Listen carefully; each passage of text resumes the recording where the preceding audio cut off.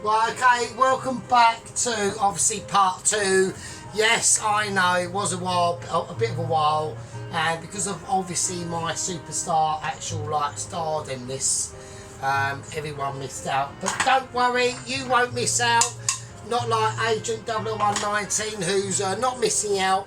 I've read his transcripts, I've done all my research and have evaluated all the situations. We've got some groovy shit. Right, okay, so now what we're going to do, we are going to start to do the burgers themselves. Now, we've got them in the fridge. We're now getting them out of the fridge, obviously, so I'm not a mentalist. Right, okay. Oh, shit. Right, so how is everyone? So we've got David Dork or Dirk or someone, a gang member. I haven't seen him actually in the comments before, but if you're enjoying it, Mr. David, then welcome aboard, and welcome aboard the Sargent situation. Yeah. Right, now obviously we're going to have a lot of burgers going on here, because there's a certain amount of burgerage that we need to start concentrating on for a Burger King Whopper, right? Now, this is why I have the tile situation out. I need to bring these situations and the flavours of dexterity that I can show you, yeah? Right, okie dokie, here we go. Right, picking a pokey, and we are doing it. Right. Now, that one now, what I'm going to do, because we're only doing one burger, right, is the bowl that I was going to put the rest of that in, I've just flicked in the sink. I mean, appetizement is obviously quite high, yeah? I'm not talking about a mild appetizement, I'm talking about a moment of appetizement that can Sargent actually put that bit of meat back in the fridge. It can, so we are talking high levels of concentration, yeah, and I've now got to relay a lot of important facts here, so that's going to be quite tricky. But I have to get into a state of zone, yeah. I have to get into a relaxation moment that we can all be contrived of and stuff. Right, now what I'm going to try and do is I'm just going to do a little trick. Right. Now, this is a trick in a Michelin world, yeah, that not a lot of people understand or can believe, yeah. Now what I'm going to do, I'm going to lay out my baking paper over my special tile situation.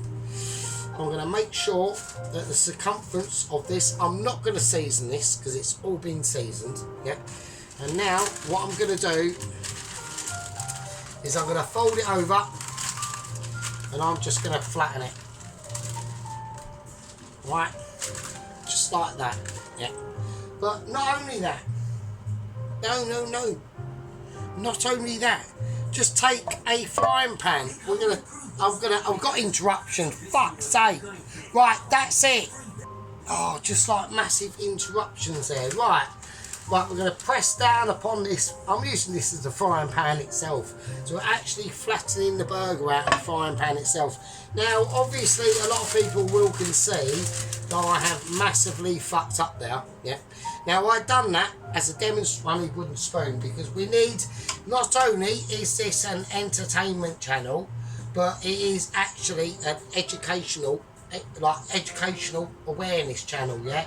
Like years ago, when I started riding a push bike, I think actually one of my first bikes,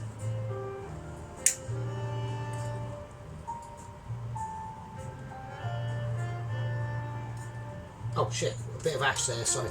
One of my first ever bikes, I think it was an actual chopper or a grifter. No, probably a chopper first. I had a yellow one, an orange one, and a purple one. So, don't know what's that saying. I don't know what the yellow is. I know what the orange is, and I know what the purple is, but there we go. Right, anyway. As you can see, massive fuck-ups going on. All in that line. Why is that? Because the paper was creased against that side of the beef. That's a no-no. Yeah, We do not want that. That's not a mystery. Nobody wants that. So I've done that on purpose. Oh shit, nearly knocked my beer over. I've got a bit of ash there, don't worry about that. But it's just fine. So what we're going to do, we're going to re-roll it. That's why we've done it on greaseproof paper. Yeah. So that was a lesson. And I've done it on purpose for the Toast Watchers. All the game members know what the Toast Watchers are. And a lot of the channel is not exactly for us gang members because we're in specialist positions that we know what the fuck we're doing. Yeah. So what now we're going to do is we're going to fold it over and we're going to give that side room. We're going to give it room to exfoliate its own self. Right? Like this. I'll show you. This is only how the top Mitchies do it in the world. Right? Okie dokie. Now we get our hand, we press it down and we keep it flat. And then we flatten it out. You can do it with a rolling pin. You can do it with any pin you want. I want to shape this into the burger that I desire. So we can now see the rough shapeage of that burger. Right, let's start flattening it out. Right, it doesn't matter if it looks like fucking the Falkland Islands or anything like that. What you want is a burger that's going to sit and hang a little bit over from what you want. But we're also checking the thickness of it. And now we're like massaging it. I'm now massaging I'm back to massaging my meat again, aren't I? So there we go. Right, okie dokie. I'm just going to pat it out. Yeah, patting out burger. Yeah. Right, now obviously the bun size that we're using is I've gone for a certain bunnage. Right. Now, a lot of people might be disagreeing in the comments about the bunnage that I'm using, but I'm going for Sheldon's burger buns. Yeah, they're top quality. They've been in the fridge, but I'm more interested in the size, so you can see what I mean. Yeah, and this is why you have to. This is the best way to do a burger. Yeah, is you can get the correct. You can get the correct sidage you want. I'm just checking camera productions. You can get the correct sizage that you want. Right.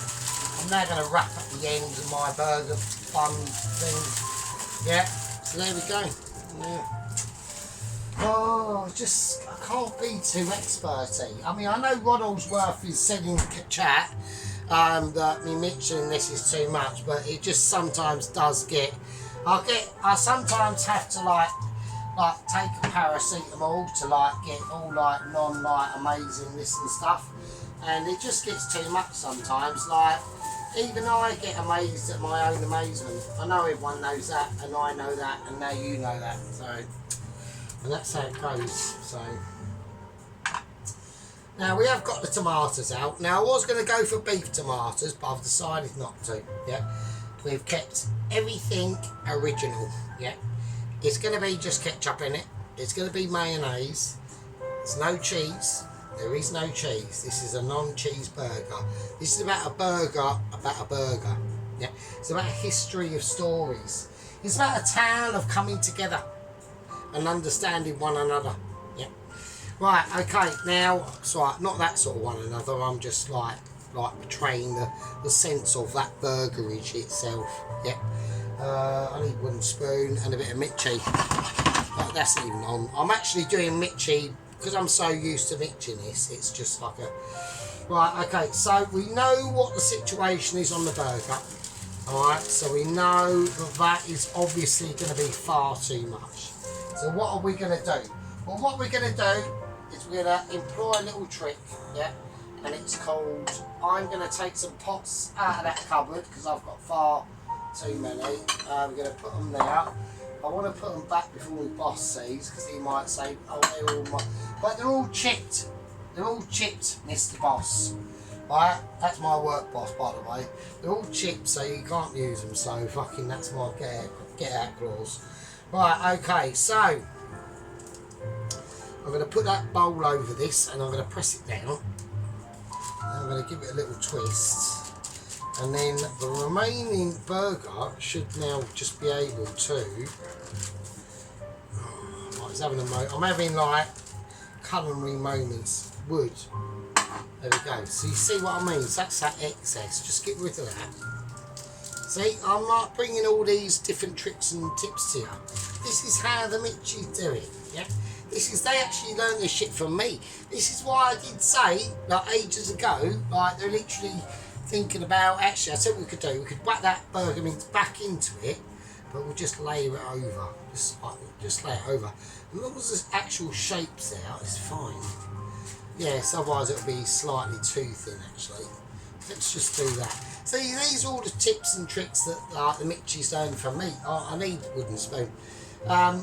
So, you know, it's just like one of them, like, groovy moments when you think you're a Picasso and then you actually really meet a real life Picasso. Oh, shit, fucking hell, it's all too much. Well, I need a wooden spoon now. I don't want it to be laminated. So, there we go. Right, now, what I'm going to do with this now I know everyone's getting, like, culturally excited. I'm especially for tomorrow.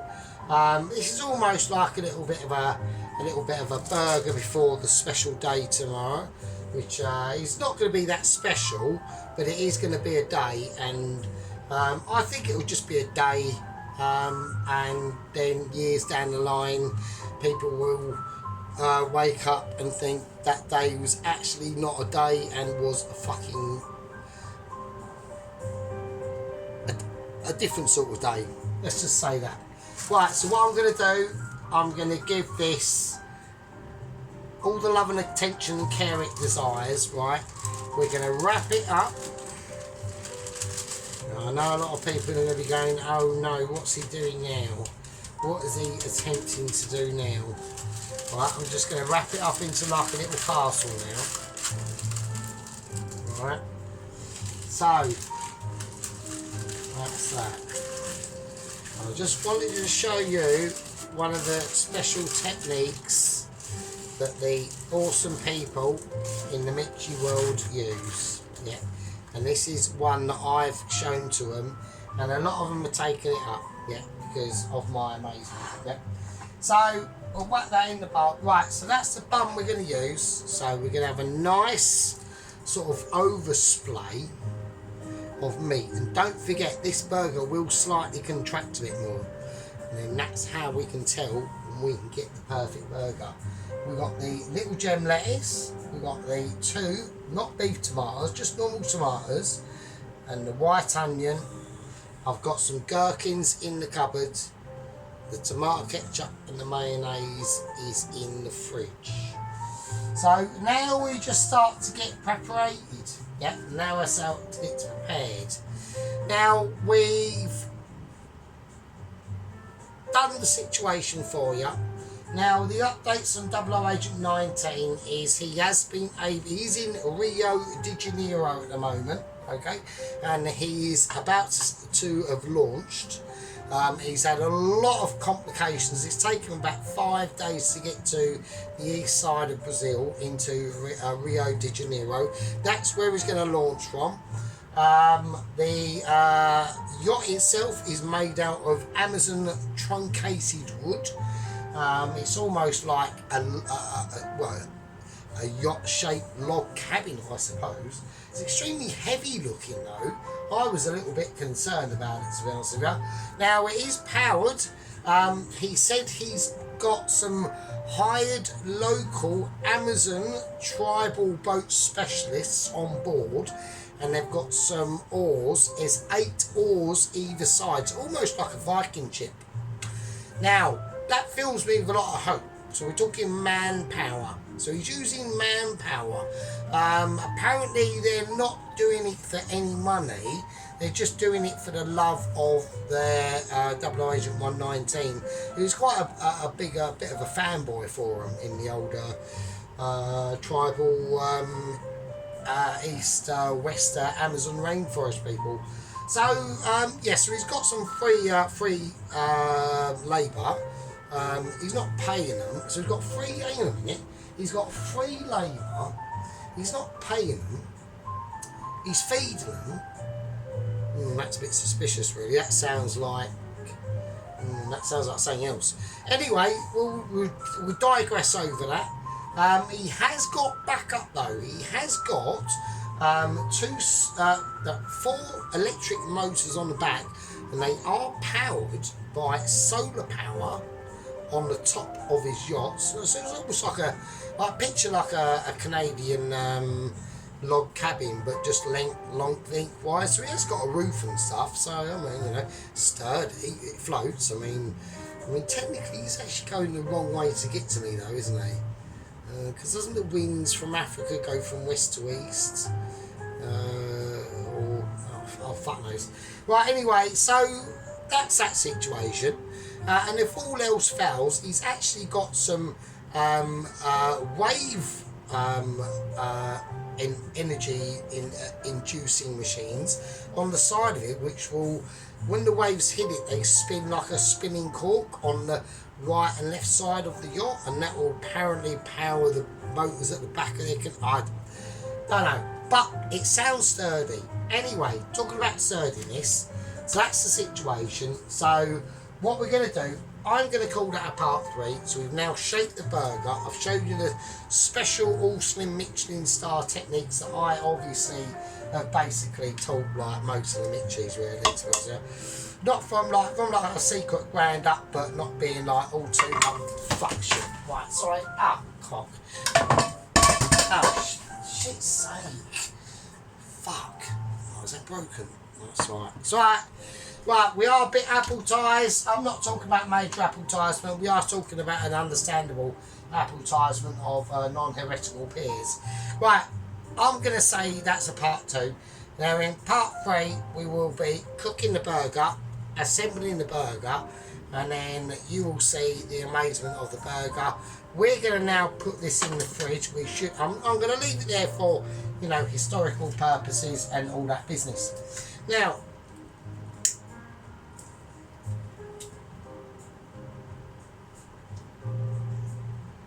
right, okay, now I'm going to call it a part 2. I'm going to leave it all with you, with these lovely, lovely fuckers, and I'll see you in part 3, I suppose.